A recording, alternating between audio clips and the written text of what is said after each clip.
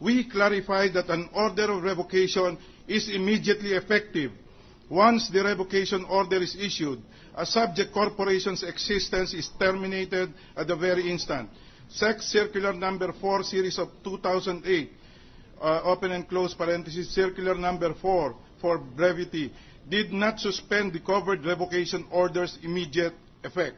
It only provides an additional period within which a covered corporation may petition the Commission for lifting the revocation order. The phrase final and executory contained in the circular only means that after the given period, a covered corporation no longer has any further remedy available with the Commission against the respective revocation order. It does not mean that the revocation order is only effective after the lapse of the period for filing the petition to lift.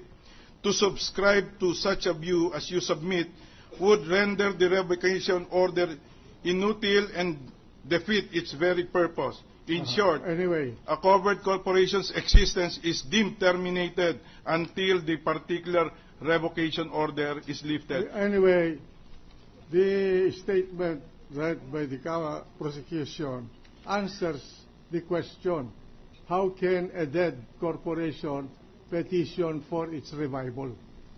So let's leave the matter at that, and that will be taken up by this court in the after we have finished the hearing. All right. Now the SEC is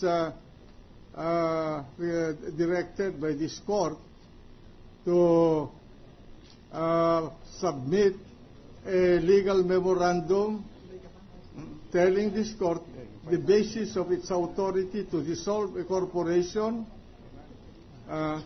without the action of its own stockholders or a co-warrant of proceeding by the state. Thank you. Proceed. Now, Mr. Witness, after you issued this revocation order, what other action of the Securities and Exchange Commission was made in connection with the revocation of the corporate franchise of Basa Guidotti Enterprises, Inc.? The Commission issued a circular reminding those covered corporations, those whose certificate of registrations were revoked, to file within a period of 1 year a petition to lift the revocation order. I am showing you a copy.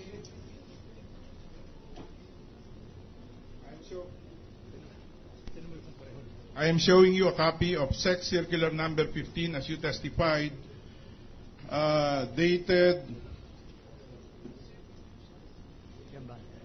November 5, 2009, issued by Chairperson Feby Barin, published in Philippine Daily Inquirer November 9, 2009, and Business Mirror November 9, 2009. What is the relation of this document to your earlier statement? This indicated the date of revocation of the corporation. That is May 26, 2003. Which document, Your Honor, we have already previously marked as Exhibit 624D, and the row of the first row of this document from 1936 to 1966, and the date mentioned, which includes the date mentioned May 26, 2003 as the date of revocation, earlier marked as Exhibit 624D-A.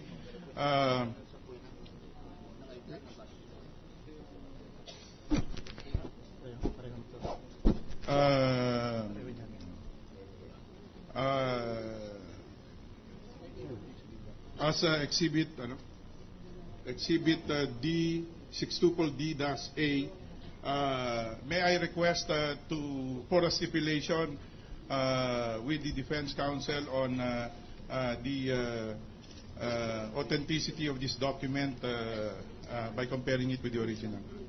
We have no objection, Your Honor, to the issue of authenticity of the said document. In fact, we are adopting it as our exhibit 43, Your Honor. So that's it. Counsel, proceed. Thank you, Your Honor. After this Exhibit Sextuple D was issued by the department, by the Securities and Exchange Commission, as far as you know, were there any action taken by Basa Guidotti Enterprises, Inc. To revive the corporation? None. The corporation did not file any petition to appeal the revocation order. By the way, counsel, what is the purpose of this line of questioning? What are you trying to prove? Yes, Your Honor, we are You are trying to prove that this corporation is dead, Yes, Your Honor. dissolved, Yes, and Your that it cannot lend money. No, Your Honor. We're just saying that after the revocation order was issued, the same became final and no action was taken by the corporation to revive the same, Yes. Your Honor. So in effect, what is the relevance of that fact to the proceeding? Then the only matter that can be done by the corporation is just to liquidate the corporation, so and therefore what if it liquidates? can What no lo- is the relevance of that fact of disillusionment to this proceeding? then, Your Honor, the corporation can no longer transact business. Can no longer advance money to anybody. Yes, Your Honor. Oh, then go to that point. Yeah, Senator from Taguig. Senator Maydoti Flordillo. Sir President, magandang hapon. Can I just pursue your question kung ano ang relevance? Yes. Just to clear things up, no? Kapag ang korporasyon ay may ginawa na hindi nila pwedeng gawin, ultra vires yun, di ba? Labag sa batas, labag sa kanilang charter.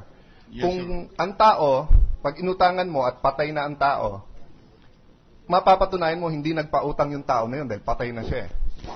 It can be his estate or pwedeng isang ano. Pero yung korporasyon, pag sinabi ng SEC na patay na, ang sinasabi nyo, hindi na pwedeng magpautang. Hindi ba irrelevant yon? Kasi ang tanong dito, hindi yung batas ng SEC ang pinag-uusapan natin or corporation law ang pinag-uusapan natin dito.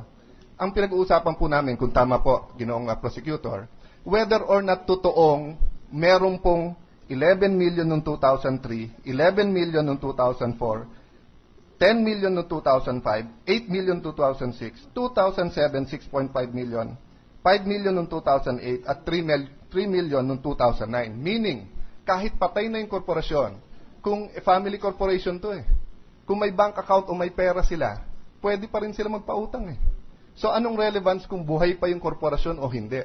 Hindi po ba ang dapat natin patunayan to kung totoo o hindi na nagpautang yung corporation? Yun ang pinupunto natin dito. Hindi kung buhay ang korporasyon o hindi. Kasi kahit patay na ang corporation, de facto wise, you can still get the money. Can still loan the money out. Can you clarify on that matter, please? Yes, Your Honor. That's another point. What we're saying here is has a relation to the truthfulness of the entries in the statement of Kaya assets and nga, liabilities. Mr. Counsel, ang relevancy ng sinasabi ninyo, what is it? What is untruthful? If the question is, did that corporation or body or group of person lend money, that is reflected in the end of the respondent. Kanya nga po, Your Honors, ang sinasabi po natin dahil ni-revoke na po at ang tanging pwede na lang pong gawin ng korporasyon ay i-liquidate at i-distribute yung assets. We will take your opinion in advisement. Yes, Your Honor. We will take your opinion into consideration, but that is not. You have not established the connection of what you're saying Mr. President. with the present proceeding. Mr. No, President. the gentleman from Taguig has the floor. Mr. President, can I yield for a few minutes to Senator Lacson. He wants to interject Yes, on this point.